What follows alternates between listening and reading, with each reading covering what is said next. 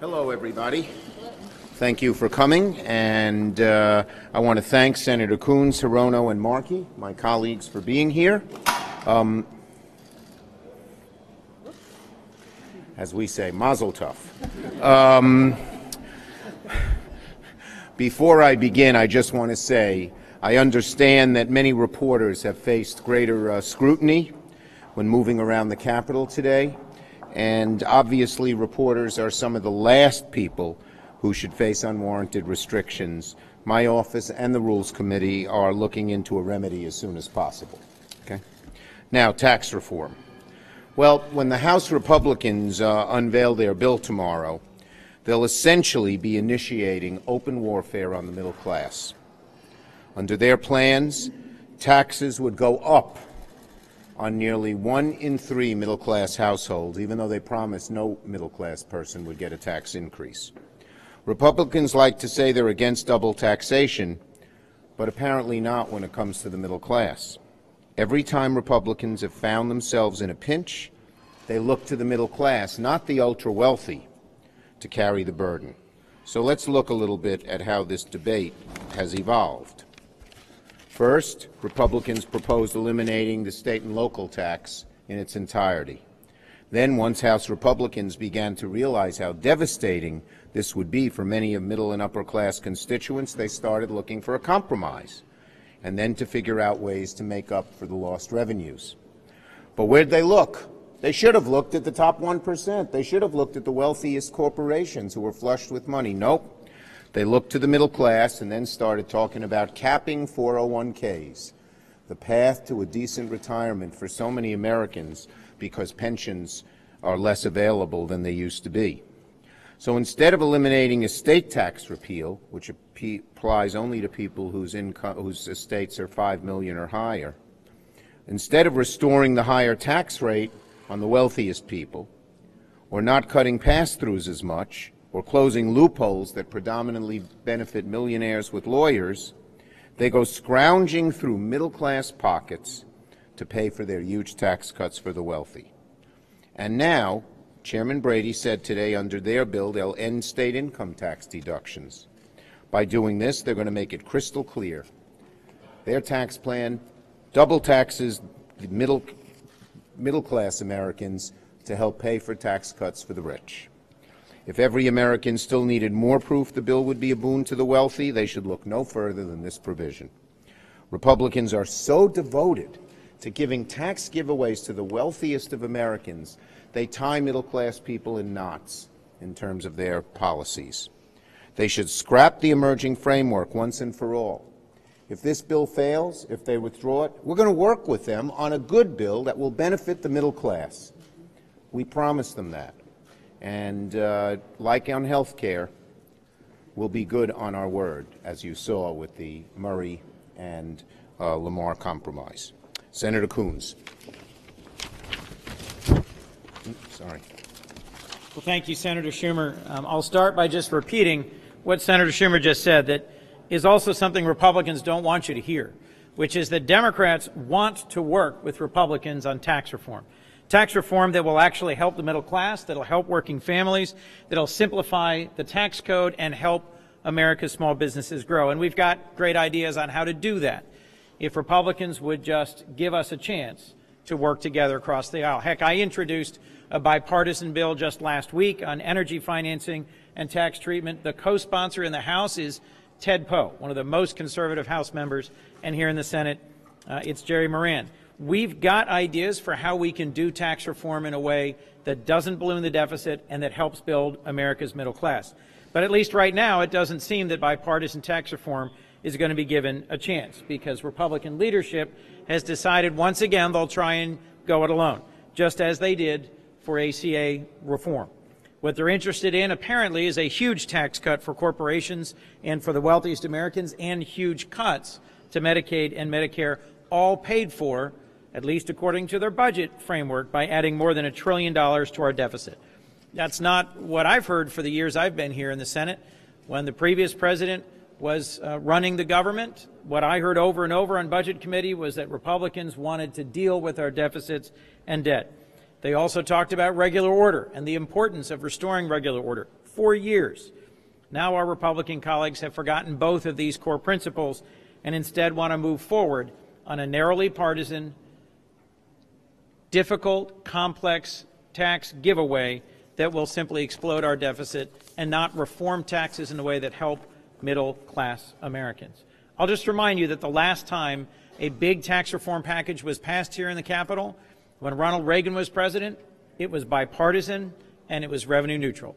That's the path towards our being able to do this together again. Senator Hirono. Thank you. Aloha. I'm glad to join my colleagues in bringing attention to the fact that, for one thing, the majority of Americans do not support this Republican tax plan. Why? Because they know that this is going to be a huge giveaway, tax giveaway to the richest 1% of the people in our country. And the majority of Americans know that the wealthiest in our country do not need any more help. In fact, the group that needs help are the middle class and the less economically wealthy. So that's what we ought to be focusing on. Instead, what we get are all of these, what we in Hawaii would call shibai, BS, as to how this is actually going to help the middle class. Well, 80% of the goodies of this tax break, so-called Republican tax plan, is going to go to the richest 1% of the people in our country, which means that 99% of the people in our country are left behind, which means that 20% of the goodies of the tax plan will go to 99% of the people. Does that sound fair to you? See, the thing about taxes is that there are winners and losers, and we standing here know. We know what fairness feels like, we know what it smells like, we know what it looks like, and this Republican tax plan doesn't come anywhere near doing what it needs to do in order to be fair. So I can only once again mention that a lot of the Republican tax plan is really encompassed in their budget, which calls for $1 trillion in cuts to Medicaid and $500 billion in cuts to Medicare. These are programs that support our families, our middle-class people. What does this mean with these kinds of huge cuts, not only to the people who rely on these programs, but state governments? Governments like Hawaii will have to pay a lot more because we're not getting the federal money that we need for Medicare and Medicaid, and we're going to need to pay for essential services. So this is going to have a double, triple whammy against individuals, against 99% of the people of our country, against all the people who rely on Medicare and Medicaid. This is not a tax plan that anybody should tout as something that is going to be good for our country. Senator Markey. Senator Markey. Thank you. Thank you. It is appropriate that on Halloween, Republicans are once again reaching into their old bag of tax tricks to give treats to the 1%. But what is really scary is who they plan on sticking the bill with. Because this plan is nothing more than a Trojan horse of massive giveaways for the top 1 percentile at the expense of workers and families. This isn't a tax plan, it is a tax scam.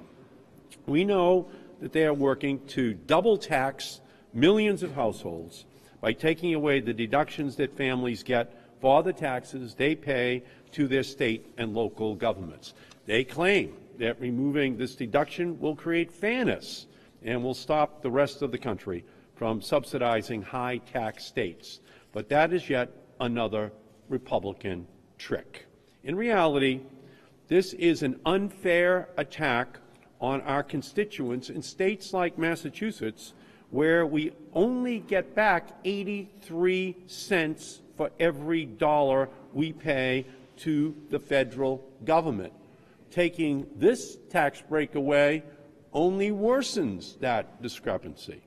And the changes the Republicans are talking about making to the 401k plan should frighten every American concerned about their retirement, regardless of today's holiday. 80% of American workers who participate in a workplace retirement plan earn less than $100,000 a year.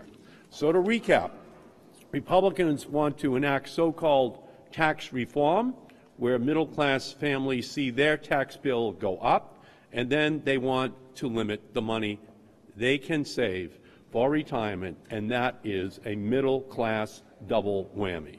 And we know that this will not be enough. After raising taxes on the middle class, their budget that they just passed laid out that they are going to go right back to trying to cut Met programs that the middle class relies upon. They want to slash Medicaid by $1 trillion. They want to cut Medicare by $450 billion. And in that way, they are able to pay for the $1.5 trillion tax break that goes mostly to the upper 1 percentile. You don't have to be a mathematician to figure out that all of the money comes from Medicare, Medicaid, 401k, and state and local taxation deductions. It's a very simple plan. The Republicans are very loyal to the Koch brothers.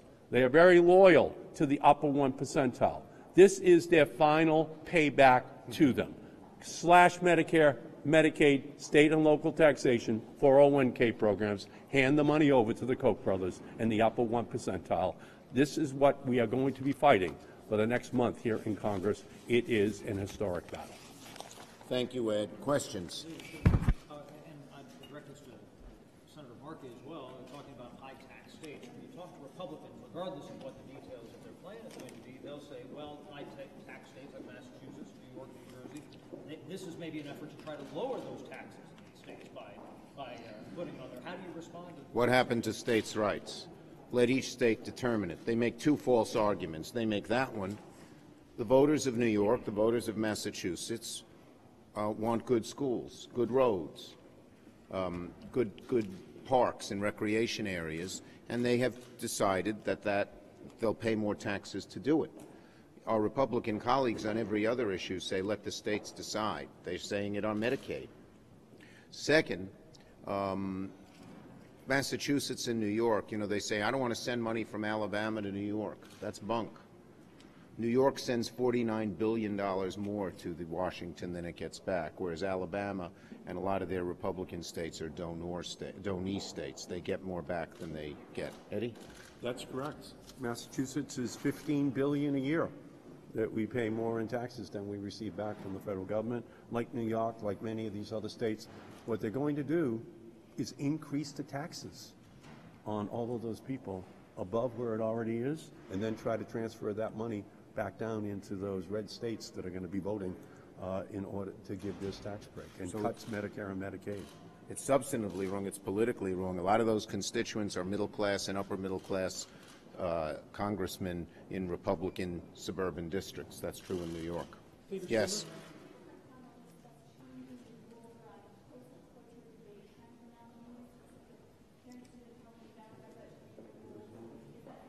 Well, Senator McConnell does not come to the court with clean hands on these issues. He delayed and blocked so many of Obama's nominees. In fact, many of the judges they're now filling should have been filled by Obama nominees, and they blocked them with blue slips, which McConnell is in favor of getting rid of. The fact of the matter is very simple. There were more judges approved at this period of time in the Trump administration than there were in the Obama administration when Democrats were in the majority. Senator Schumer, do you expect to put up a unanimous front against this like you did on health care, and do you expect to be able to defeat it in the Senate? Well, I don't know what's going to happen in the Senate. It'll be up to a handful of Republican colleagues. I don't know any of my Democratic colleagues who like the provisions of this bill. They'll make up their own minds, but 45 signed a letter, and the other 3, when you hear what they have to say about the tax bill, agreed with the principles in that letter. Senator Schumer, at the end of the day, in your heart of hearts, do you think there will be a tax reform package passed with Democratic votes? Well, I think that if the Republican bill fails, we could try to get a Democratic bill that's bipartisan. The problem here is the hard right runs the show. And our Republican colleagues are so scared of the hard right, even though they know they're wrong, that to do a bipartisan bill, they'd have to break with the sort of Koch brother type thinking that tax breaks should go to the wealthiest people and the biggest corporations, all of whom are doing great.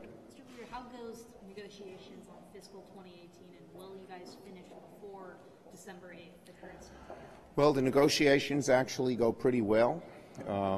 The four corners, if you will, Speaker Ryan, Leader McConnell, Leader Pelosi, and myself are making some good progress in that regard. We're not there yet. We have a number of outstanding issues, but it's going pretty well. So I am hopeful that there can be an amiable omnibus agreement, but there are a few things that we're going to want in there. There are a few things they're going to want in there. Senator McConnell mentioned the White House. Sorry. The White House is involved as well. Short has been involved in the negotiations. Will you get parity? Is that something that you're hoping? Parity is something we have always stood for and we're not backing off from. Thank you. Leader Schumer, on the You go state next. and local deduction, Kevin Brady has said the current plan is to preserve the itemized deduction for property taxes, but not sales and income. Still, What's your thought on 3 that? out of every $4 will still be socking it to the middle class because the property tax is not the majority of this deduction. There are some states like mine that have high income taxes. There are some very Republican states like Tennessee that have high sales taxes, and it will still be a nightmare for the middle class. Thank you.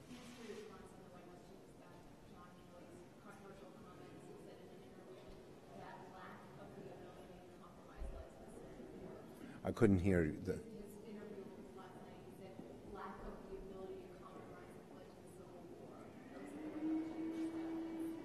Okay, I haven't heard what he said, so I'd want to see the whole thing before commenting. Okay? I don't know what context it was in.